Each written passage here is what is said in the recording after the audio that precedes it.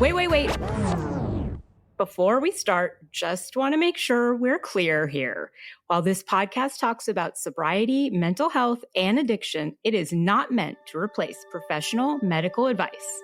Welcome to Sisters in Sobriety. I'm Kathleen. And I'm Sonia. And we're ex-sisters-in-law, brought together in marriage and bonded through our sobriety journey. Join us as we talk sobriety, addiction, and everything in between. You're in for quite a ride. And our Substack is buzzing with amazing content, from creative mocktail recipes to insightful courses and reflective exercises. There is something for everyone. Don't miss out. It's a great way to add some extra joy and depth to your journey. Check it out. Welcome to Sisters in Sobriety, and today we are thrilled to welcome Sukhi Dhillon to the podcast. Sukhi is a dental hygienist and an educator at Southern Ontario Dental College. Beyond her career in dental health, she's a passionate content creator and an advocate for health and wellness, and an avid bookworm like me. Sukhi is deeply engaged in conversations about menopause, perimenopause, and the role of alcohol in the South Asian community, and she sheds lights on topics that are often overlooked or considered taboo. So today we're going to dive into her journey, explore the impact of menopause and perimenopause, and discuss how alcohol use affects South Asian women's health. And this is a really necessary conversation that we want to challenge norms and encourage some open dialogue. So hi, Sukhi. Thank you for being here. Thank you for having me. So can you tell us a little bit about your personal background? Sure. So I'm a mom of two. I have a teen, 17, who's hopefully going to university next year.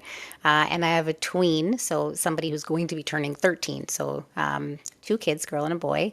My husband is a nurse. He's a pediatric nurse, and he works here at McMaster Children's Hospital.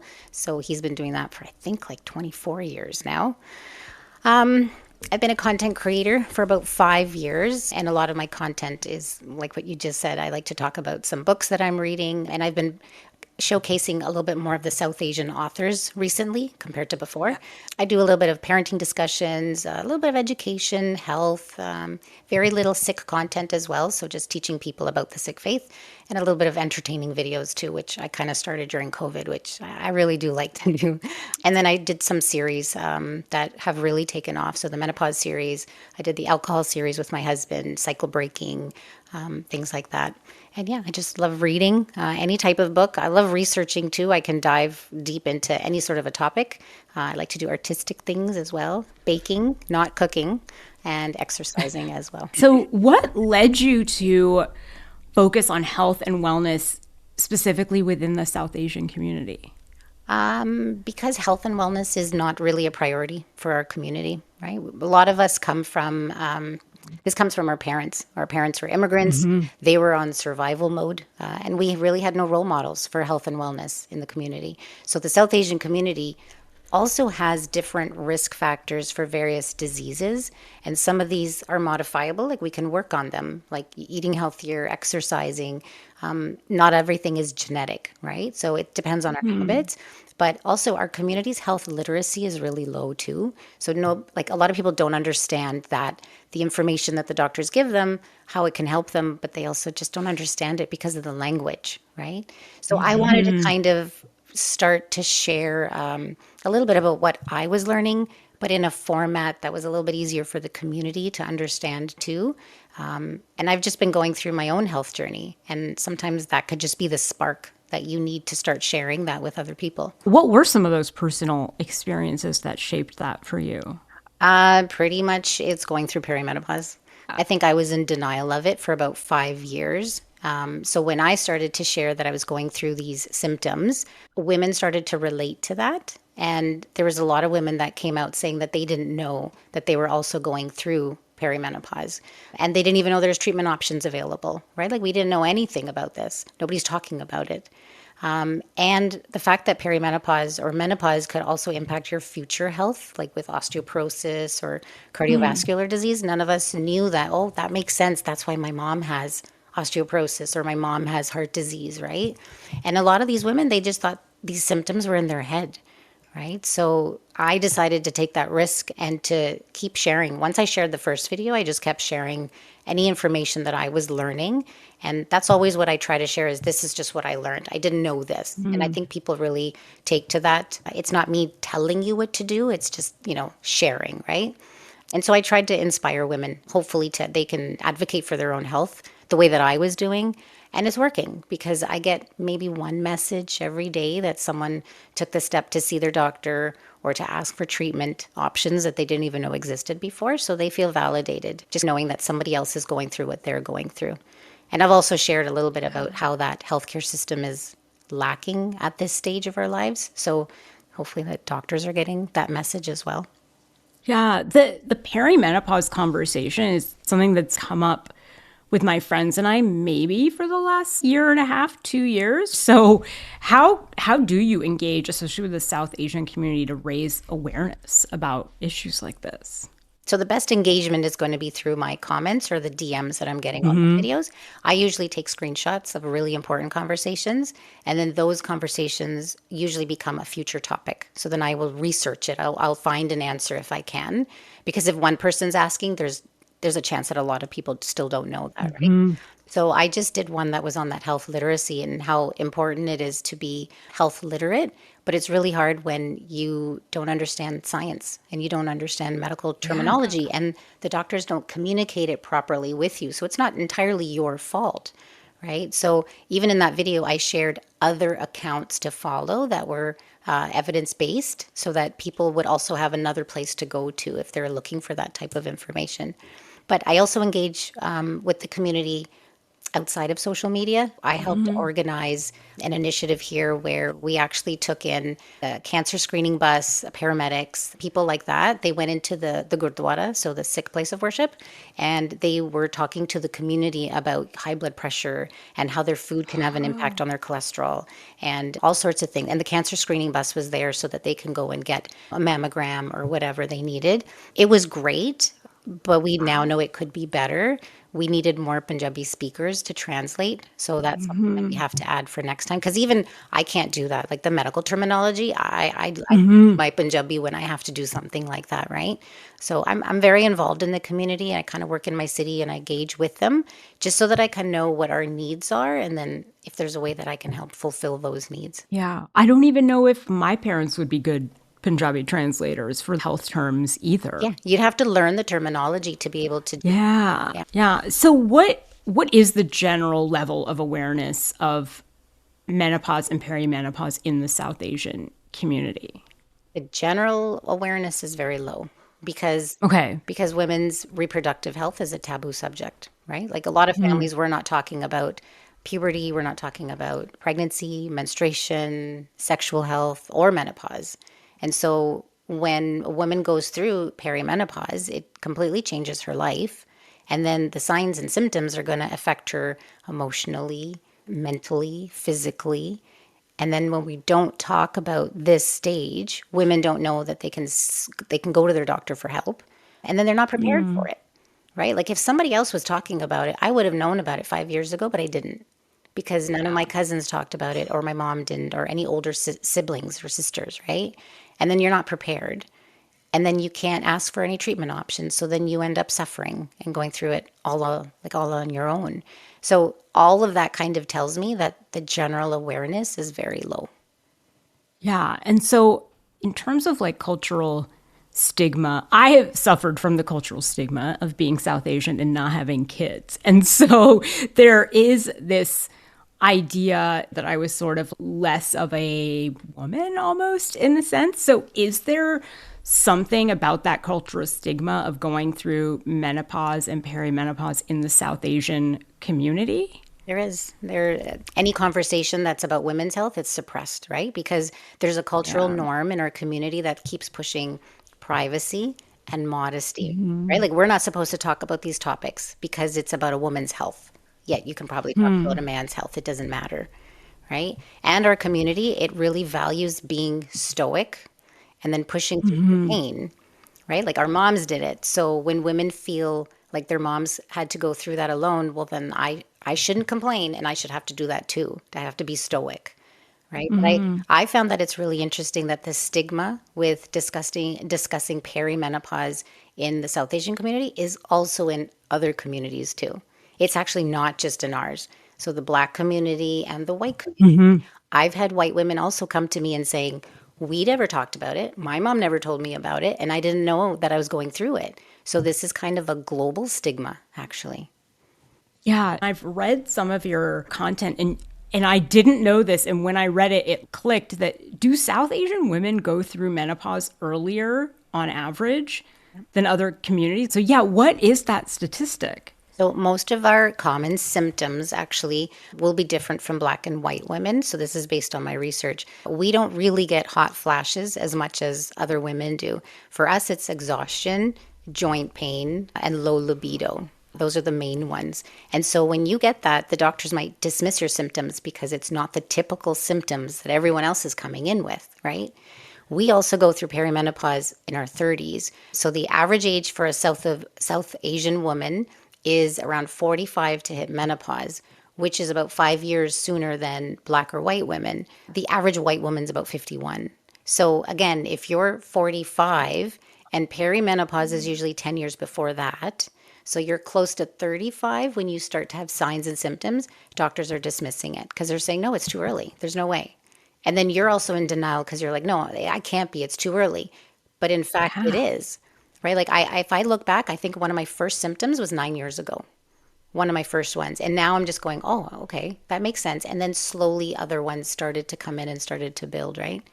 And so again, women are not seeing their doctors, right? They don't even know if their symptoms are all related to perimenopause because we're not talking about it. So they're confused. Like, Yeah. oh, maybe this is just a blood issue, or maybe I'm going through something else. South Asian women also tend to manage all of their symptoms on their own, like by not going to a doctor. So they will exercise, they'll rest, they might change their diet, but they might also look for Ayurvedic therapies or homeopathy or anything like that.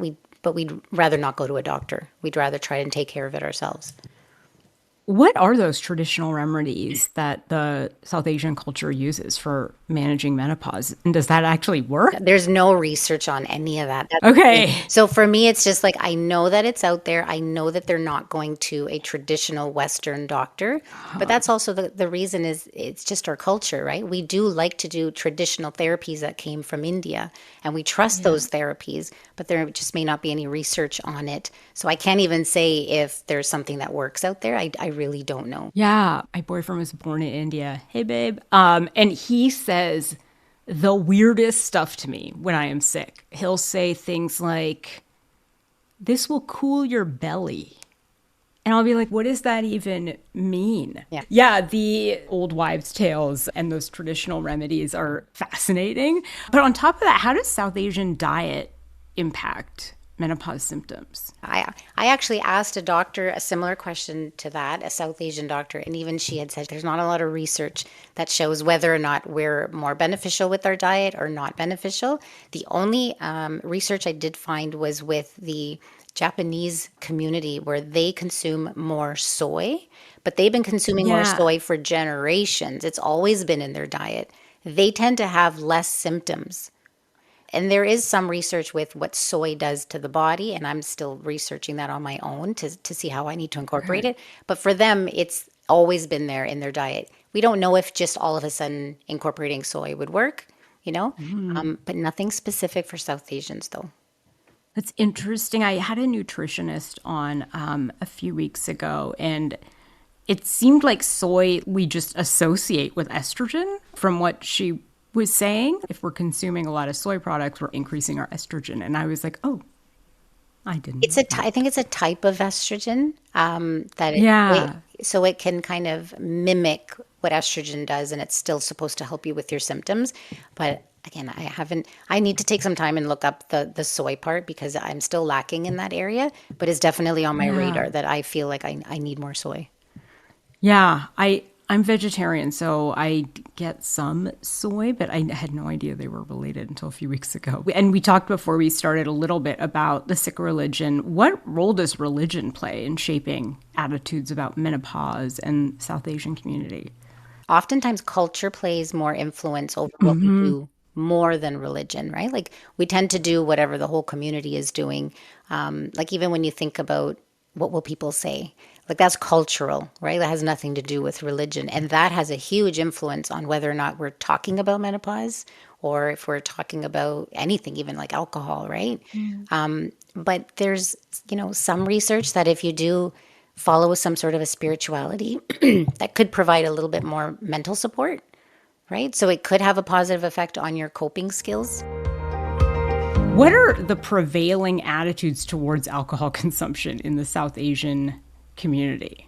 Alcohol is celebrated in the South Asian For community, sure. right? It's seen as like that magic elixir and it helps get you through tough times. So we'll see that people are using it kind of like a medication. It uplifts their mood. I've seen people using it for happy times, so like birth, weddings, family gatherings, but I've also seen it being used for grief. So it's like a medication for sadness, but it's basically seen as something that helps you have fun, right? Like it's associated with fun. If you want to have fun, you drink. And unfortunately, it's expected now in the community. Like you expect it when you go to someone's house. You expect it at a wedding. Like if there was no open bar at a Punjabi wedding, people would be God. fuming. It's expected, right? So consuming alcohol is now Yeah. normalized, I think. Fuming, and they would be talking shit behind your back saying, they must not have the money. Yeah, because it actually gives you a bit of status. So I find like Yes. people flaunt how much alcohol they have, or they take out all the good bottles, and it's showing your status Yes. with all of your guests, right? Yeah, my parents, whenever we would move to a new house, my dad would set up, even if it was just a makeshift bar, he would set up a bar and display all his Johnny Walker and Crown Royal. And so now that you say that, I understand. And as an immigrant, right? You're in a new country. You can afford the alcohol from here because supposedly it's a bit more expensive. So, yeah, you're raising your status in the community, right? So when I was growing up, my mom didn't really drink. When I got older, she drank wine. But what are the attitudes towards alcohol consumption for women versus men in the culture? It's more normalized in circles for men, but it was Yeah. shunned upon for women, right? Because there's still a stigma with women drinking alcohol. So culturally, I feel like women have always been told to be conscious of how their behavior reflects the family, right? So you're told to be modest, you have to bring honor, and alcohol use or abuse kind of goes against all of that, like the honor, the izzat. And so a lot of women who drank, they were also assumed to be immoral. They would assume that, oh, if she's drinking, then she's probably doing other things too. And so the women would end up hiding it. So I think that women have been drinking. It's always been hidden. It's just more open now. Like the times have changed where a woman now feels like, there's this double standard with alcohol consumption. Like, why can men drink? Why is it okay for them but not okay for women? Right? So I can understand why women want this equality where they feel like we deserve this, we should be able to drink it too. I get that, but it wasn't in my circles either. The women just didn't. And I don't know if they did in like behind closed doors. I just didn't see it, right? And do you see it more now? Yeah. I've seen it more like with the older women in our community. Like when there's a wedding, I'll look at these, I'm going to say they're aunties because they are much older than me. They were not Yeah. drinking like 10 years ago and now they're Yeah. drinking and they're drinking publicly. And I don't know if they really like the taste because I've never liked the taste of it, which is one of the Yeah. reasons that I stopped. I was like, it did nothing for me, which is why I stopped. I think it's part of the status. It shows their status. It shows also that they're closer to the in crowd. So that whole peer pressure thing, it still affects adults. Like when you're a sober person now and you go to either a wedding or someone's house, people question why you're sober. They question Oh why my are you God. not drinking? Yeah.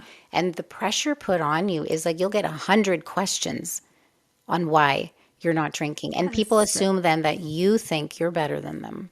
And that's what they don't like, Yes. right? They don't like that. They feel like, you're better than me? Like, so you're telling, they take Yeah. offense to that. It's very offensive to either decline alcohol or to just say that you're not drinking, right? Like there's no partners. It's really hard to be sober in the South Asian community. Yes, there is for sure a cultural stigma. And there's no support. So if someone is an alcoholic and they're trying to get to get through their treatment, to get to a point where you're now okay being surrounded by alcohol, because I'm sure that takes a long time. It's so hard to find that partner to be like, hey, will you also be sober with me? Right? Like it's really hard unless that other person really knows what you're going through because they've experienced it. Yeah, you'll find that person, but it's hard. So a lot of times it's just been me and my husband. And we're on the dance floor and we're Yeah. having fun. And some people Yeah. still assume that we've had a drink because we're dancing and having fun. Because there's no way you can have fun without alcohol, right? Like you keep assuming that the fun is coming from that. And I think that's really sad Yeah. because we don't see it any other way. Yeah, that's so true, right? We think of that in all social situations, but I think it is intensified in our culture because there's a lot of dancing. Yeah. And people assume the only way you can dance is if you're drinking. Even at my Yeah. wedding, I had a initiated Sikh. So, he has all the 5 Ks, Articles of Faith, Sardar. He's dancing at my wedding. And so many people from the opposite side of the family said, how drunk was your uncle that day at your wedding? And I said, he doesn't drink. They refused to believe me because he just didn't get off the dance floor and he was completely sober. He's never had a drink in like 30 years, right? I think that's really sad that we only associate fun with alcohol. Yeah. Do you think because for women, alcohol use is a little more stigmatized, do you think they struggle more when they end up realizing maybe they do have a problem? If a woman is drinking, so she tends to have to hide it because of the stigma. Plus, it's kind of disapproved of, right? Like they don't want anyone to know that they're drinking. And then because of that, they may not get the help that they need. So now that's going to delay their recovery because nobody knows they're drinking if you're hiding it. So you can't get that help, right? So those women may end up drinking alone or at odd times of the day so that no one sees that. So the stigma in general could lead to either social isolation for that woman. There could be rejection by the family. And then there's feelings of shame, like you're bringing shame to your family, or even a self-doubt that like there's no way you're going to get better because there's no support, right? So the treatment and everything else that goes with it, it shouldn't be different for women, but it definitely is. The stigma definitely does affect women when they've got alcohol abuse. Yeah. So I don't know if you have this in your family, but I got a ton of alcoholics in mine. And so, they would be getting into fights and getting DUIs, but the idea that there was a problem with alcohol was something that we never talked about. And so, how do you see alcohol dependence perceived in the South Asian community? So I think because of the negative stigma that's associated with being alcohol dependent, that's one of the reasons still we're not talking about it. And then that just really becomes a barrier to accessing treatment, right? So if they have an alcohol dependency, chances are a lot of times the family will not support that person because there's more, we care more about what will people think, right? We're trying to project that image to the community that everything is fine in my home. Nobody has a problem. We're all good, right? And so that negative stigma is still more pervasive for women compared to men. But because of the stigma, we're not tackling the issues. And so people are going through either treatment alone when they really should have their family by their side. And I find that's probably one of the biggest problems with it in our community, right? Because we're not acknowledging that there is an issue. Yeah. So if we're not going to AA, what other resources are there? I think in North America, we have actually a lot of access to like inpatient treatments, things like that. There are detox centers, there's outpatient programs, there's peer support, there's even online services. There's a lot of things like that. But even I believe that in Ontario, we have a couple of organizations as well that are for South Asians. CAMH is a really big one, and now they do have cognitive behavioral therapy for South Asian Canadians specifically, which we didn't have before, which is amazing. We have another organization called the Punjabi Community Health Services. They have an addictions program, which again is something new, so we didn't have that before. South Asian specific resources that people can go to now, because you really do need culturally appropriate care. If somebody doesn't understand the stigma that's in our community, your experiences, even how immigration plays a role or trauma, language is another one. So, like, if this is your uncle or somebody, the language also has to be very clear and in their language, then you're not going to get any treatment, or those are all barriers to their treatment then, right? So I think it's really important. And we're lucky that we have that now. We didn't have that 10, 20, 30 years ago, right? No, we didn't. You talked a little bit about trauma. So what role do you think intergenerational trauma specifically plays for alcohol use in South Asian culture? So I know women who experience trauma themselves, that could lead to alcohol consumption. But for some women, it's also just the way they've been raised, right? You're raised in a really controlling environment, a suppressive environment. You're not allowed to do anything. And the first time you're allowed to do something is probably when you go, like you leave home to go to university, right? So that's when you might use alcohol as an escape, or you're going to be trying it for the first time. So you drink excessively, right? To make up for lost time. But it's also like if somebody's parents were either forced into a marriage or they experienced domestic abuse, those mothers are probably parenting their children differently. And so now we have always said that parents will always do the best that they can with the knowledge that they have at that time. I never blame parents for anything, but now their parenting style will impact their children.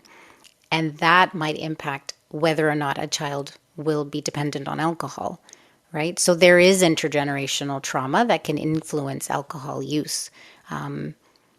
But yeah, it's also like, high expectations put on women, especially first-born women, right? We were talking about our job, education, all that, feeling like a failure, maybe that you didn't, fulfill any of the dreams that your parents had. Any of that could also lead to it. So some of it could be intergenerational, but some of it could be specifically your own trauma, right, that you've gone through. Yeah, thank God I have therapy in half an hour. My God, you just brought up some stuff for me. So, in terms of parenting, I'm not a parent, but I have nieces who are obviously the kids and grandkids and great grandkids of a line of really great alcoholics, and I am terrible at talking to them about alcohol and drugs. I am just like, don't do it, don't do it. And I know for myself, like I was exactly that kid that you described, which is as soon as I got out of the house, it was like I went nuts, right? I drank, for all the reasons. And so how do you talk to your kids, or how can we talk to our kids about alcohol without being me and just saying don't do it? Which is First of all, you have to talk about it because you don't want to just ignore it because it's going to come up at some point, right? And I think you really do have to also talk about the effects that it'll have on the family, the community, your health. People forget health. They're so concerned about what other people will think. And I'm like, do you know all the 0% alcohol is now safe? Like, I have to stress that with my kids now. All alcohol can cause cancer, right? It's a carcinogen now. So I feel like addressing that stigma head on is really important.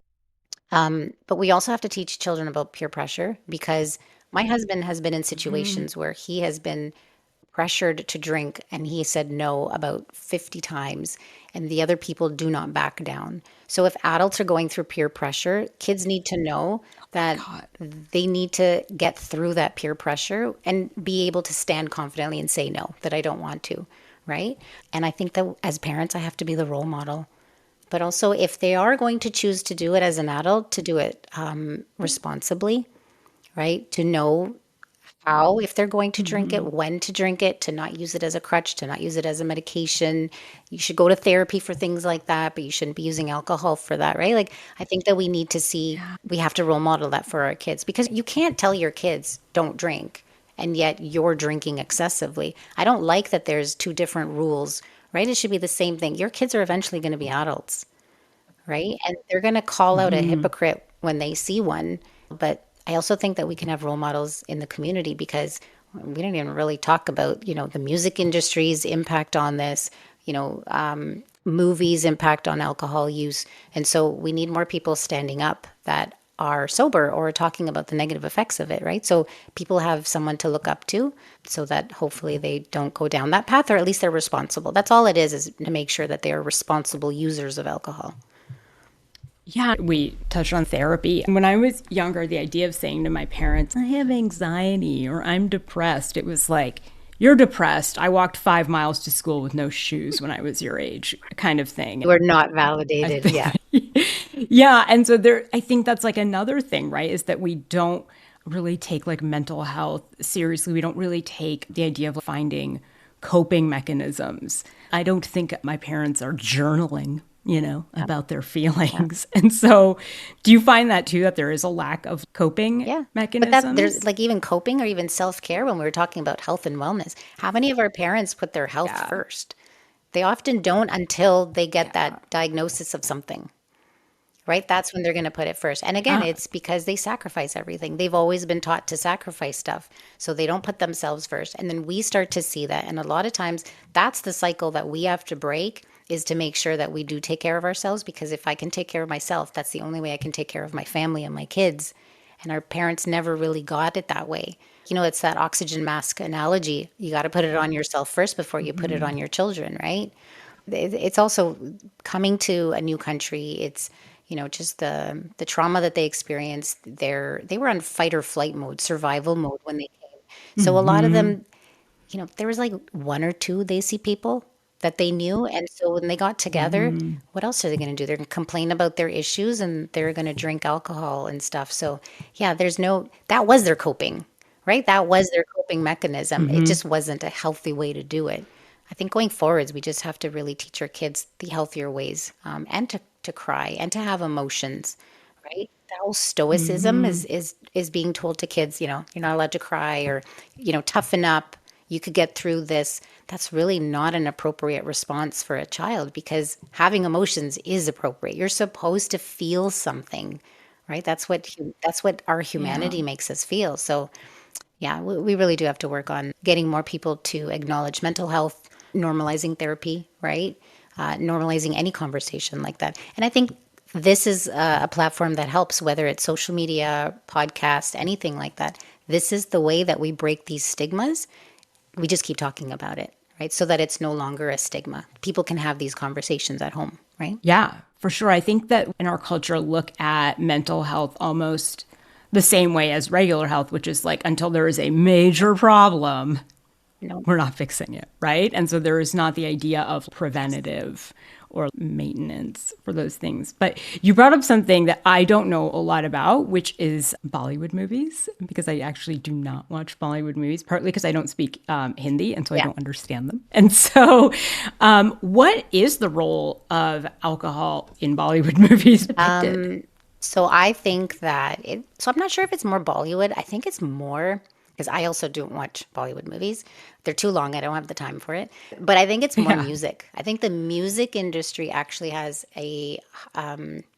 more of a role to play when it comes to alcohol because it's more pervasive in the music industry. They really glorify drinking as being something that's very glamorous. It's joyful, it's a luxury, right? And they normalize it. So all of the adolescents who are following that music, like if you look at Sidhu Moosewala and all these other people, they're the ones that are going to say, this is what the adult world is like. They're learning what the adult world is like through pop culture, music, and movies. And so that's influencing what they feel everyone's doing, even if we're not doing it. They assume we are, right? And that also applies to South Asian women. Like women also assume that this is something that is needed of me and I should also be a part of that culture, right? But yeah, I think it's more the music industry than Bollywood. I don't know if Bollywood's using alcohol, to be honest. I should ask my daughter. She watches more movies than I do. Yeah, I'm curious. I feel like when my parents watched movies when I was younger, the like drunk character was always this rolling around, like falling down drunk character. So I don't know how many glamorous depictions there were. I'm sure they were there. Like either you're a falling down drunk or you're very glamorous, Rich, high like class, sipping yeah. champagne. And I think that's what the Yeah, I, music into like those music videos really glamorize it. But you're right. When a movie will have it, it's usually a stereotype as well. It's usually like a certain community member that might be the drunk or the joker. You know what I mean? So we have to also look at that they're also portraying that, and that bias then goes into the people that are watching that too. Yeah, for sure. So, Suki, as we kind of like wrap up, what are some resources in general for whether it's like what health resources do you think you want South Asians to know about that we don't know about now that might help us get? In Canada, Fraser Health has been doing a lot of work with South Asians, and they sometimes put out these reports, which is really great because those are the reports that I look at to get a glimpse of what's happening in the community. So Fraser Health is amazing. There's a lot of small independent people that have their own podcasts that are sharing South Asian health information. Maybe it's like, like your podcast for sobriety and other things like that with different communities. There's a lot. I think you just have to really look for it. But you just have to be very careful of the misinformation, especially when it comes to health these days. There's misinformation, but there's also disinformation. So just be alert to make sure that what you're consuming isn't intentionally wrong to sway you into. If you have to buy something, then you already know that that's an ad and you shouldn't even be on that site, right? So you have to really look at that and take a look at opinions. You don't always have to choose somebody's opinion because in the hierarchy in terms of like medicine and evidence, opinions are at the very bottom, right? This is why I try to use a lot of studies when I'm sharing my videos is because I'm trying to work my way up that pyramid to this is a systematic review or it's a meta-analysis. It's coming from a lot of research papers, not just one person's opinion, right? And even when I share that, it's not my opinion. I share research. So you just have to make sure you look for somebody that you can trust like that, who's giving you proper information when it comes to healthcare. Yeah. And so what's got you excited right now? Like what have you been working on So or I've been talking working about? on a new series with Dr. Sheila, and we've been talking about menopause specifically with South Asians. And so we recorded one video, and I put the full video on YouTube, but we've been teasing people with small little video clips of just like really important conversations, bite-sized information. So that's on Instagram. And in coming up, I have a couple of community events that I'm really excited about. I've been asked to be the keynote speaker at a gala for the Punjabi Community Health Services. There's another event happening in May where I might be moderating a panel on menopause with women, and it should be for the South Asian community as well. And I really like that because then I get to learn from the people that are on the panel. So I get to ask questions that, everybody has on their mind, right? And other than that, just teaching and getting busy with my students right now. So that takes up a lot of my time. That's awesome. And we will link to your social media so people can so follow. much. Thank you for being here. And thank you guys for listening to Sisters in Sobriety. And we will see you next week.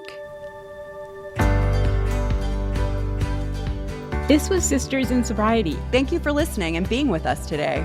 If you want to learn more about sobriety and meet your community, find us at sistersinsobriety.substack.com. Are you a sister in sobriety? Then reach out on social media. We'd love to hear from you. If you're feeling generous, leave us 5 stars and a review and follow us wherever you listen. You'll never miss an episode. Until next time.